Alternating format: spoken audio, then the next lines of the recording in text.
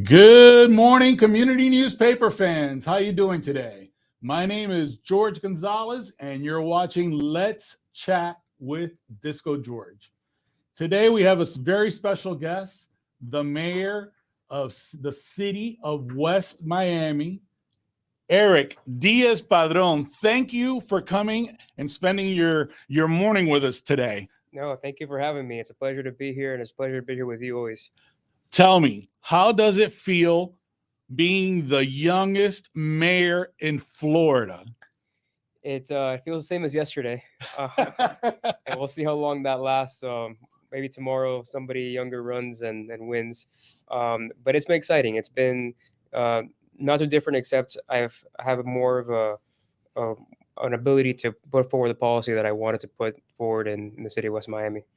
Excellent. Well, let's piggyback off of that. Tell me, what kind of policies have you, because I know you've been with the community for a while, but tell us, what do you feel the city of West Miami needs now for this age that we're living in?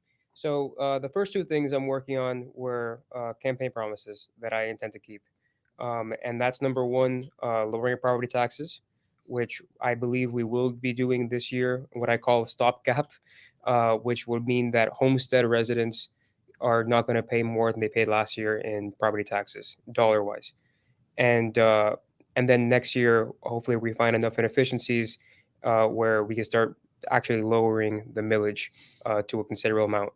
And then number two is controlling development, making sure that our single family home community stays stays a single family home community, Yes. and that we're able to have the same streets that I grew up on in the city, where you can ride your bikes and play on the streets without fear of too much traffic and other things that come with a lot of development. Let me ask you, you're 27 years old. Where did your political career stem from? Because your typical 27-year-old sometimes doesn't even know what career choice to make. Tell us, how did it all begin? Yeah, so my dad was actually mayor of the city back in the 90s. Oh my God. So I grew up in City Hall as a toddler, running around the chambers there. He was on the commission at the same time as Marco Rubio was a commissioner at the time. Rebecca Sosa was a commissioner at the time. So that was a really powerhouse commission, and I kind of saw the political careers of all my dad's colleagues rise from there when I was a kid. So I always had an interest, and from there, volunteering, cutting a lot of teeth on campaigns, and eventually you start learning some things and making a lot of relationships, and it's a passion. How does your family feel that you're following your father's footsteps? Well, I like to say that I've already beat him, but because he was vice mayor twice, Twice. Oh my God. and he happened to be in a position where the mayor at the time went to the county to be county commissioner, Pedro Roboredo, and then Rebecca Sosa. So I won my election. We won it with a mandate. We won. I beat 64% of the vote against an incumbent, sitting mayor. So I like to say that I've already passed them both. No, definitely. Well, I actually finally met you in person because I had seen you with the flyers that we get at home, and obviously in the media that is throughout the city. But I was actually very impressed when you came knocking door to door, and you actually were concerned about what the residents needs were, because I guarantee you knock on one door, this person's need is not the same as the person next door. Right. So tell us a little bit how the campaign went and some of the promises that you found that you were maybe surprised to find out that there was an issue in the city. Yeah, so we did a lot of door knocking. I want to say that some people got knocked on maybe 4 or 5 times throughout the campaign. Some people actually told me, "Please, I'm voting for you. Just please stop knocking on my door." And Did they answer on the ring? no, they answered. Well, the ring was a new thing for me. Communication to the ring was not something that you saw in the old school campaigns.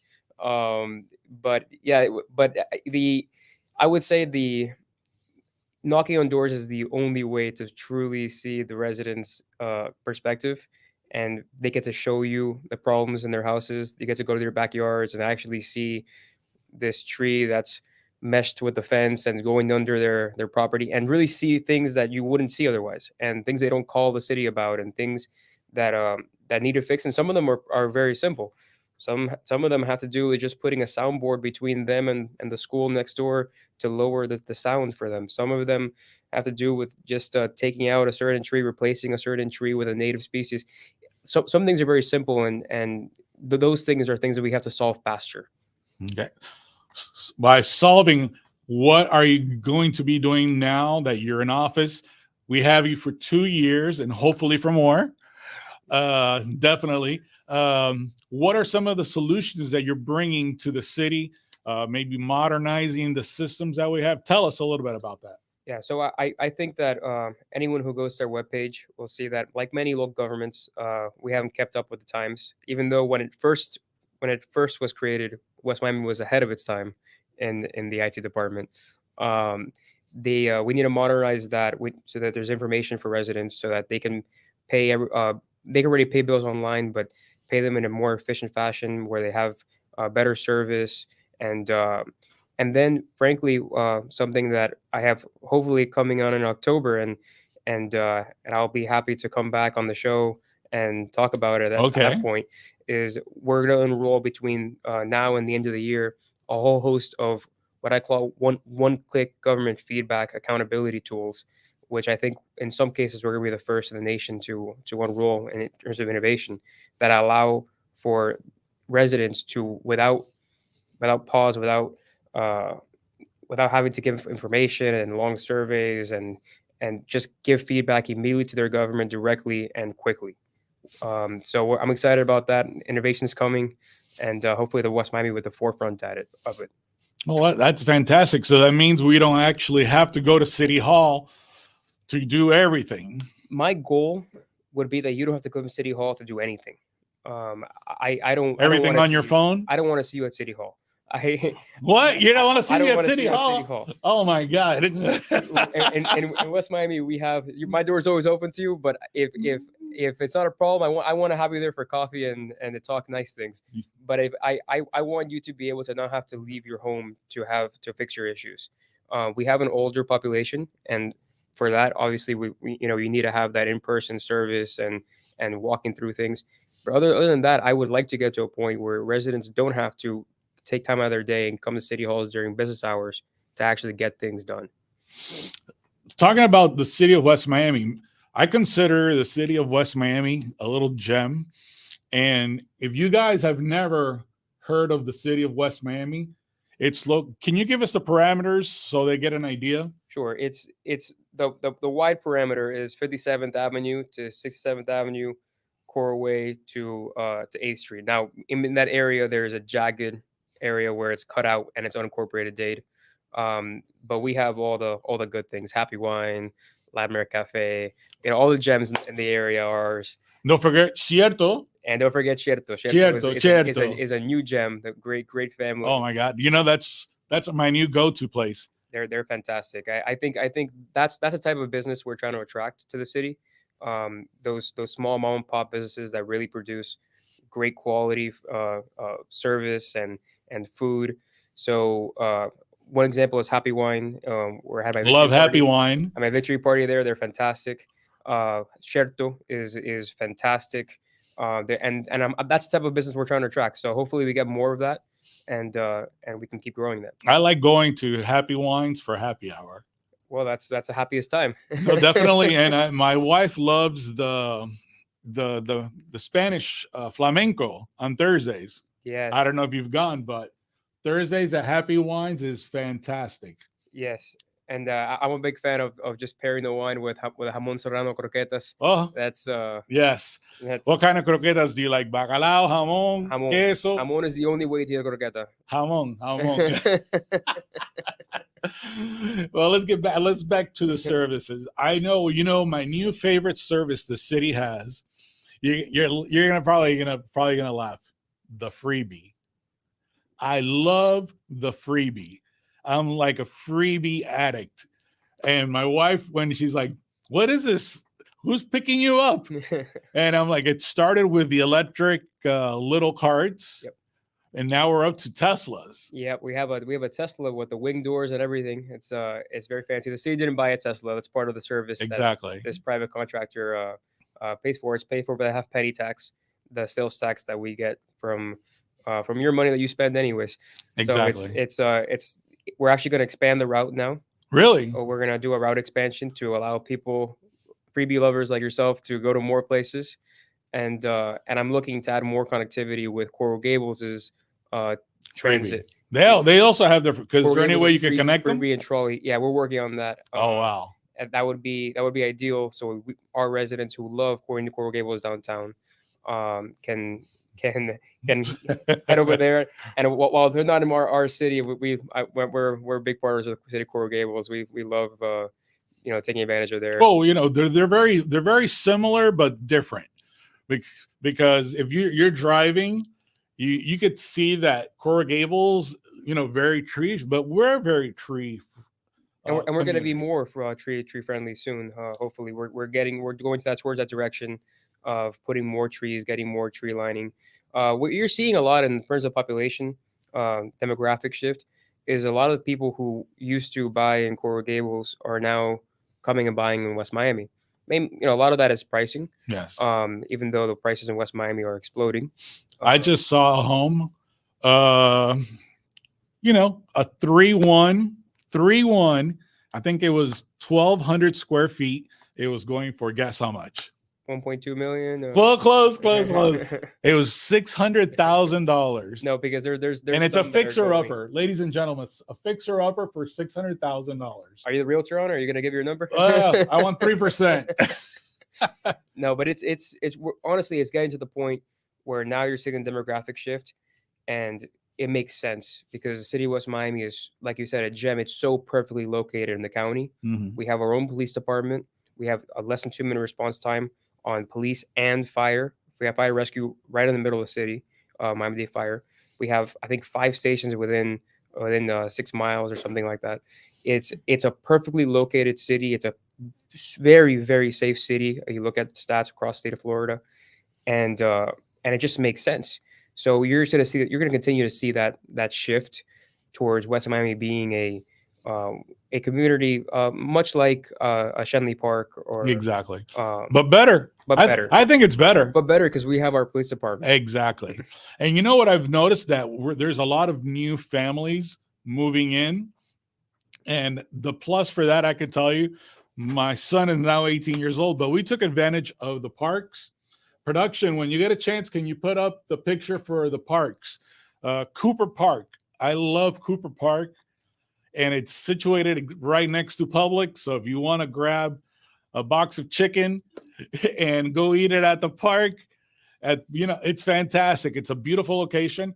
You just did an upgrade to the children's area. Talk to me about Cooper Park and the upgrades that have been coming to the area. Cooper Park has something for everyone. It has workout equipment for adults. It has a walking trail. It's a passive park, gazebo areas, playground for the little kids, for the not so little kids, and it's really fantastic. Now we put these shade areas up over the playgrounds, mm-hmm. which is good because it's I don't know if you've noticed, it's hot outside, just a little bit. And we're just signing actually next week a partnership with Fairchild Gardens, where we're going to be putting a showcase garden at the end of the park, all native plants, butterfly garden. It's not going to affect any of the recreational space. It's going to be enclosed then. It's not going to be enclosed. It's going to have natural barriers, but it's not going to be enclosed. It's going to have butterfly plants, and it's going to have other native species. It's a partnership with the Connect to Protect program in Fairchild Gardens. Oh wow! Which we're going to promote as part of the project, the ability for residents to actually get free native plants from Connect to Protect. Oh wow! Fairchild Gardens that you can plant in your own home.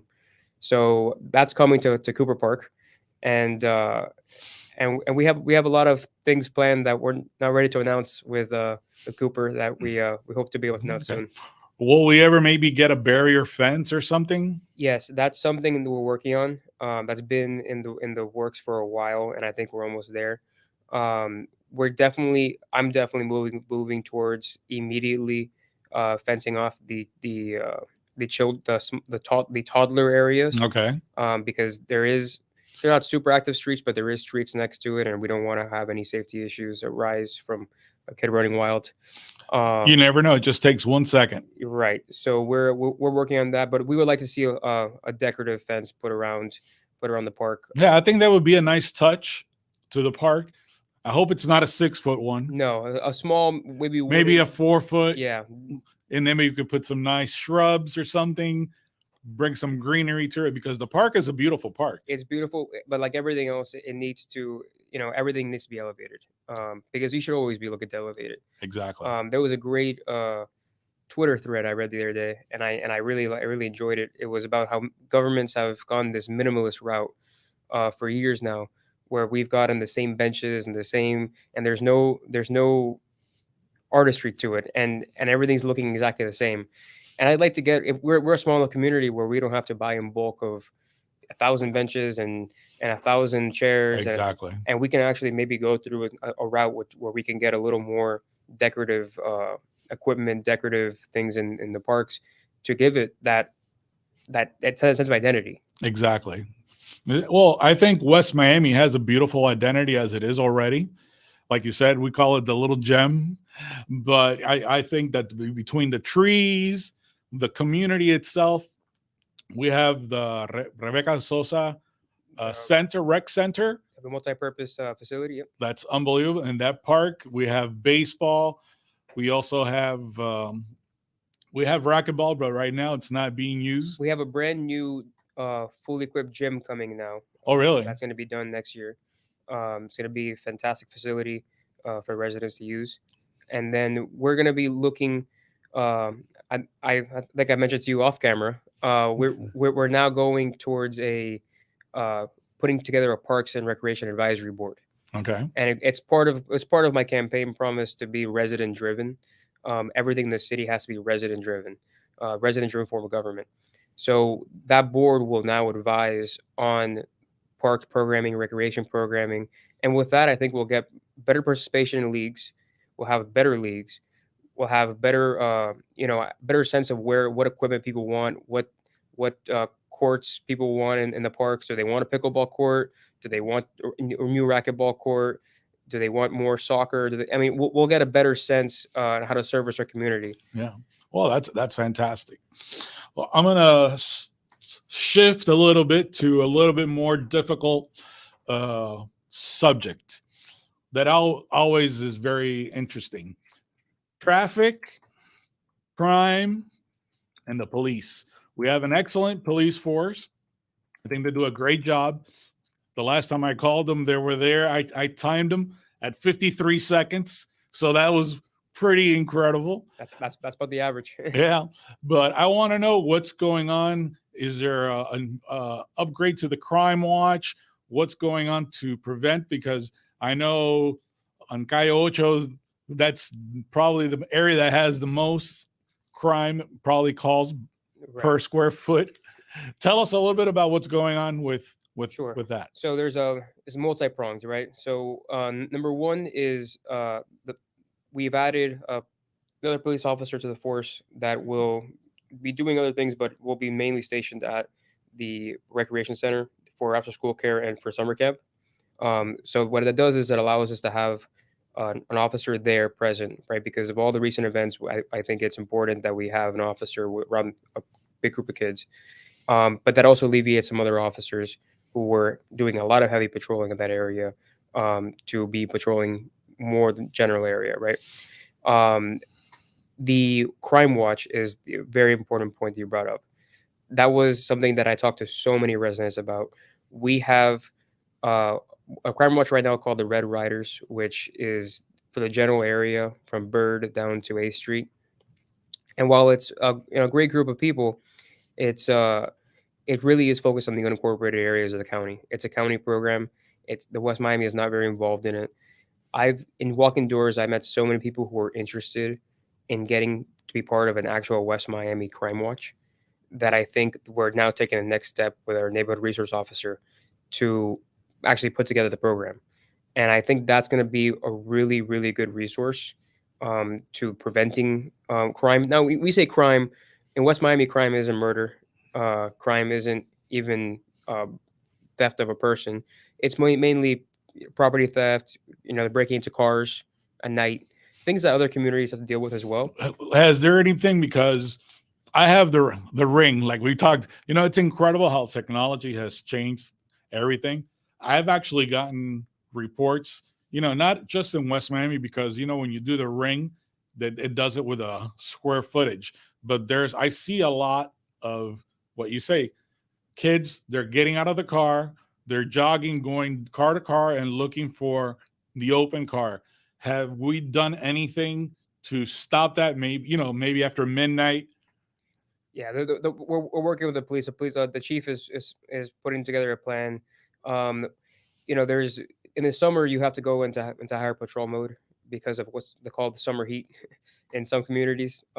Whereas in the summer when school is out, crime typically goes up. It's usually 15-17% across the board, for whatever reason. So in the summer now is when you have to increase patrols. We're working on that. Again, it's not a simple solution, right? You can patrol an area, and as soon as you go down the street, someone could be coming right behind, and you're on the next street over at that point. Exactly. Rings are an incredible resource. They've been fantastic as a resource for investigation and preventing things. And I wish more people had rings. Honestly, I think most of them do almost. But if everyone had a ring, it would be easier. But it's not an easy solution. But there's no simple solution to it. They're increasing patrols, but we'll see what else we can do. People have to lock their doors on their car doors. My own car was broken into, so I'm no, my God, I'm a really? victim. I'm a victim. They actually popped my car was locked. There was nothing visible. They popped the lock off my car and went into the trunk. And by chance, there was something in the trunk. So I understand the frustration. Yeah. But there's no simple solution. But we're working on it. We're going to use every asset and resource we have to ease it. Let me ask you, now that you said about the camp that there's a police officer there, is the city also helping Sylvania with that, or do they have their own? So a couple of years ago, they I think it was a state law made it so that the school boards have to actually assign a police officer, a school board officer, to the school. We have two schools on that area. We have Somerset and Sylvania. Somerset hires off duty all the time from West Miami, and we obviously have police in the area all the time. Like you said, there's 53-second response time because they're already there. So there is a Sylvania school board officer there. Before that, we did have a partnership with Sylvania where we were providing them an officer, and the school board was reimbursing the city for that time. But they have an officer there present always. Okay, that's good. That's great to hear. Besides that, tell me, I saw the somewhere that we were getting a bike patrol? I don't know where you read that. I saw it. I don't know if it was maybe City of Miami, but I heard that we might be getting a bike patrol. It's funny you say that. There was I was looking through old files, and Marco Rubio, when he ran for city commission in '97, maybe, one of his campaign lines was trees and bike patrol, and he actually did get the bike patrol to start up. We haven't had one in a while. I'm not aware of any plans that we're getting a bike patrol back. I'll talk to the chief. I'll see what I'm going to tell you something. You're going to probably laugh. Have you seen the new e-bikes that are available now? They're fantastic. They're unbelievable. My son like little motorcycles. He just rented one, and he was cruising at 25 miles an hour at a button push. So we might cut that 53-second to 25. It is interesting. It is interesting. I'll look at it. Definitely changed since the days of having to pedal an old bike in the 90s to now. So we'll look at it. We'll see if maybe we bring back Marco Rubio's campaign promise and make it a thing again. That would be. I think it would be nice. Definitely do not bring a horse. No, the Do horses. not bring a horse. The horses, unfortunately, get a pressure cleaner behind them. Exactly. Well, I appreciate your time. Tell me, is there anything that you want to tell me or the fans before we go? Well, we have a July 4th event coming up on Monday. That's right. That's right. At the Recreation Center. We have a great fireworks show. It's been about 2 years, or basically since March of 2020. Anything after that, we haven't had a July 4th event. So this is our first time coming back. It's going to be free food, music. We have, I think, a band from the area, from the city, actually playing. I don't know if they're good or not. We'll find out. And it's going to be good. We're also celebrating at the same time our city's 75th anniversary, which was wow, that's fantastic. But we're going to celebrate it because we bought the fireworks anyways. So we're going to celebrate it. Well, if you would have done it the day before, it's my birthday. Oh, happy birthday. Thank you. Thank you. He was looking for that one. Well, I'm not turning 75. But where's it going to be? At the rec? The Recreation Center. Excellent. Well, thank you for your time. You're always welcome here. I definitely want you to come back so when you do the new rollout, okay? Absolutely. Right. Thank you, Miami. I appreciate you guys. I hope you have a safe, wonderful July 4th weekend. Please stay tuned for more. We're bringing back the mayor. Thank you, Disco George.